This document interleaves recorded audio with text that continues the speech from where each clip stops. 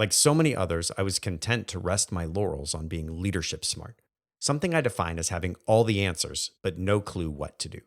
You might recognize this condition in a brand new military lieutenant fresh out of the academy, or a master's graduate with a degree in economics who couldn't turn a profit running a lemonade stand.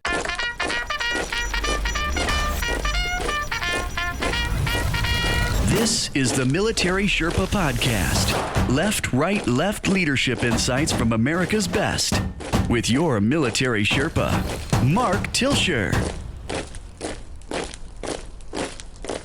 Welcome back to the Military Sherpa Podcast. I am your host, Mark, and this week I have something a little bit different for you. So the Leader's Garden, How to Grow Healthy, High-Performing People, my new book comes out in just a couple of weeks. And so before that, I wanted to share the introduction of the book with you this week. And so without further ado, I'm going to share this. By all means, pass this podcast episode around, share it with a friend, help to get people excited and hyped up. I can't wait. And here we go. Introduction. If you're anything like me, by this point in your leadership journey, you've read dozens, if not hundreds of leadership books and racked up 10 times that many hours attending in-person courses, online webinars, and watching motivational videos.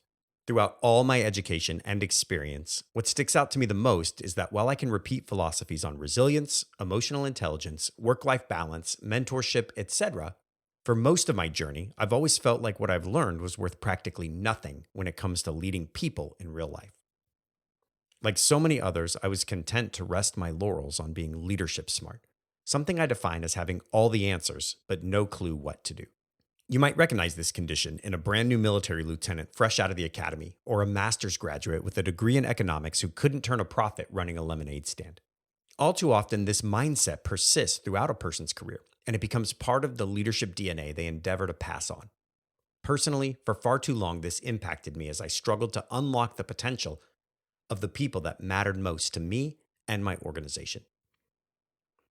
In society, we tend to easily differentiate intelligence from common sense, but as far as I can tell, there's no equivalent contrast in the leadership arena. I would argue strongly that there should be. Knowing what resilience is and the aspects that define it does not prepare you to build healthy, high-performing people any more than knowing the definition of leadership equips you to execute it well. Herein lies the problem, in my estimation. Leadership legacies are forged when great leaders impart their skills, knowledge, and abilities to those they lead in a way that continues on long after they're gone. Unfortunately, most leaders I've met have no leadership legacy to follow, and therefore build their legacy on trial and error. My life's mission is to bridge the gap between head knowledge and practical application in a way that you can both learn and pass on, starting your own leadership legacy in the process.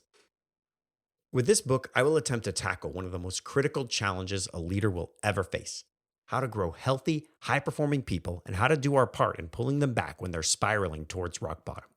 My sincere hope is that this book will irreversibly change at least one person's life and possibly even save one. I know that my life was saved when a young Air Force Staff Sergeant, Kevin Chronister, implemented these principles in my life at a time when I needed them most. Before we begin, I believe that human beings learn through story, which is how the bulk of our wisdom and knowledge were passed down through the majority of human history. Therefore, I decided to write this, my first book on leadership, in a combined fiction, nonfiction format rather than in the more traditional nonfiction route. By reading this book, you'll be following our protagonist, Kevin, as he's confronted with his latent tendencies, the consequences of past decisions, and how to reconcile them with the way he lives, loves, and leads. Special thanks to Jeremy Kubicek, Steve Cockrum, and Pubhouse for allowing me to use their simple visual tool, The Pit of Despair, from which the main concepts of time, vision, and encouragement are derived. Thanks for listening to the Military Sherpa Podcast with Mark Tilsher.